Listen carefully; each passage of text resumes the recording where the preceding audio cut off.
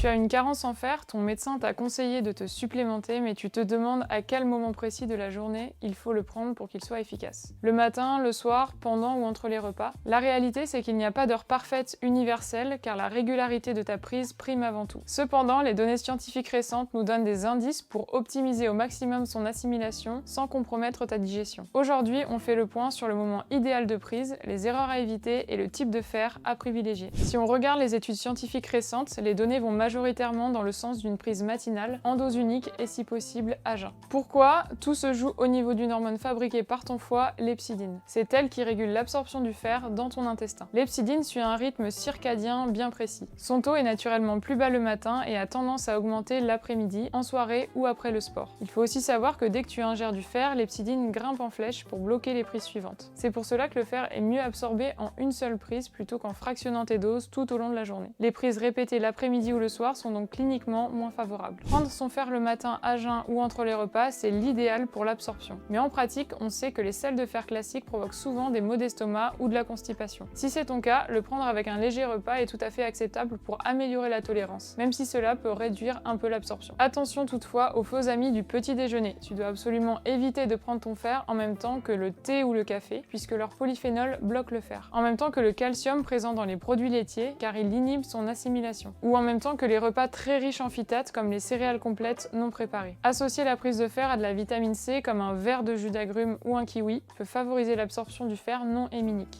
Pour contourner ce problème de tolérance, le choix du type de fer est capital. Le fer bisglycinate est souvent recommandé. C'est une forme dite chélatée où le fer est lié à 2 acides aminés. Résultat, il est mieux absorbé, ce qui évite les douleurs intestinales ou la constipation. Enfin, sache que chez les personnes qui prennent des doses élevées, les médecins proposent parfois des schémas alternatifs, comme une prise un jour sur 2 pour améliorer l'assimilation. A l'inverse, pour corriger rapidement une anémie ferriprive, la prise quotidienne classique reste la norme pour garantir l'efficacité clinique globale. En résumé, la régularité de la prise reste la clé d'une supplémentation efficace. Privilégie une prise unique le matin, idéalement à jeun et loin du café ou du thé. Et surtout, pas d'automédication. Le fer en excès est toxique pour tes organes, une consultation médicale et un dosage sanguin précis sont indispensables avant de commencer. Et toi, à quel moment prends-tu ton fer? Dis-le moi en commentaire, n'hésite pas à liker la vidéo si elle t'a aidé. Abonne-toi pour ne rater aucun conseil santé et à très vite.